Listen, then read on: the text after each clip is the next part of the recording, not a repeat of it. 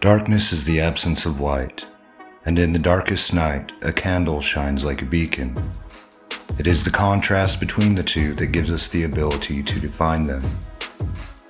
One of the most important distinctions we can make is between what we know and what we don't know.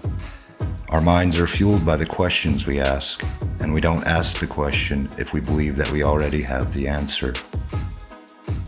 My goal is to give you a new perspective, a new way to look at the world around us and the role we play in it. There are many rabbit holes for us to go down, so let's jump right in. Truth is passed down through stories, and so are lies. Some of the stories that people believe can seem to be out of touch with our perception of reality, and the stories you believe would seem just as out of touch to them.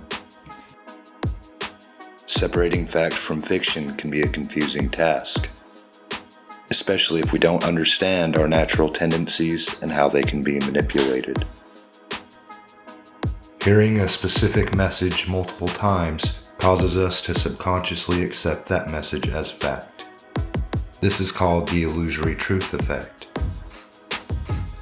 Affirmations represent a self-applied version of this idea, and advertising is an example of its use on others.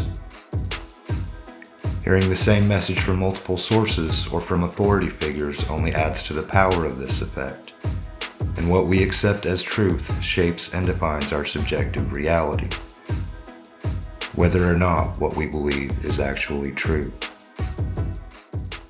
Hi, I'm Fox San Antonio's Jessica Headley. And I'm Ryan Wolf. Our greatest responsibility is to serve our Treasure Valley communities, the El Paso, Las Cruces communities, Eastern Iowa communities, Mid-Michigan communities.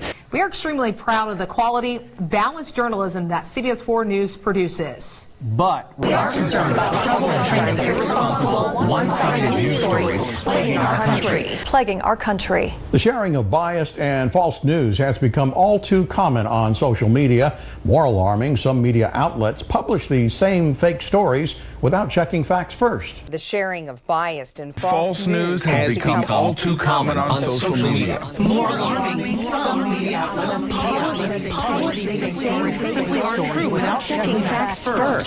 Unfortunately, some members of the media use their platforms to push their own personal bias and agenda to control exactly what people think. And this is extremely dangerous to our democracy. this is extremely dangerous to our democracy. This is extremely dangerous to our democracy. This is extremely dangerous to our democracy. This is extremely dangerous to our democracy. This is extremely dangerous to our democracy. This is extremely dangerous to our democracy. This is extremely dangerous to our democracy. This is extremely dangerous to our democracy.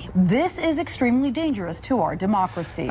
This is extremely dangerous to our democracy. This is extremely dangerous to our democracy. This is extremely dangerous to our democracy. This is extremely dangerous to our democracy. This is extremely dangerous to our democracy.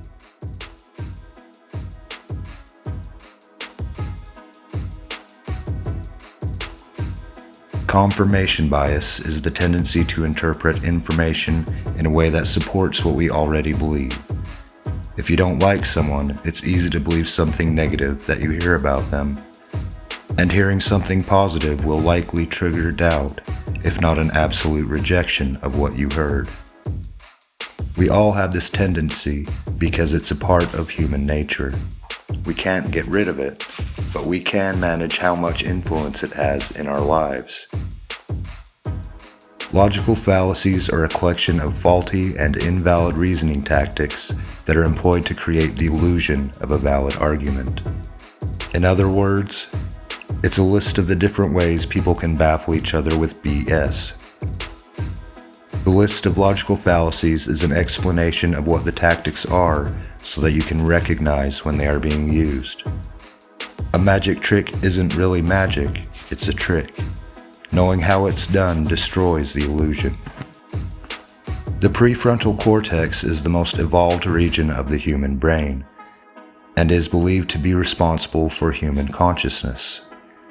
It is active when we use critical thought, but its function is sensitive to and impacted by heightened emotional states. One important aspect of logical fallacies is the heightened emotional response they elicit. Frustration and anger cause our critical thinking to become slow and disjointed, which makes it easier for these logical tricks to confuse and disorient us. This is a feature of these tactics, not a bug. The straw man fallacy is where someone makes an oversimplification or misrepresentation of your position, and then they argue against that misrepresentation. If you argue against an open border, they would say that you hate migrants instead of addressing the issue of human trafficking. They don't misunderstand your point. They are throwing a distortion your way to muddy the water. The ad hominem fallacy uses a personal attack rather than making a logical argument. So instead of addressing your point directly, they say you're a bad person. The intended outcome is for you to get upset and start defending yourself, pulling your attention away from the point that you are making. My final example is the appeal to authority fallacy. Citing an authority figure is not in and of itself a logical fallacy. People are experts for a reason. It turns into a fallacy when the argument is based on the presumption that the statement is true primarily because the person saying it holds a position of authority. These tactics are effective by themselves, but they become much more powerful when used in combination with each other. We can visualize this interaction as a shackle on our leg being used to control us. We can try to get them to stop pulling their end of the chain, but it makes more sense to take off the shackle from our end.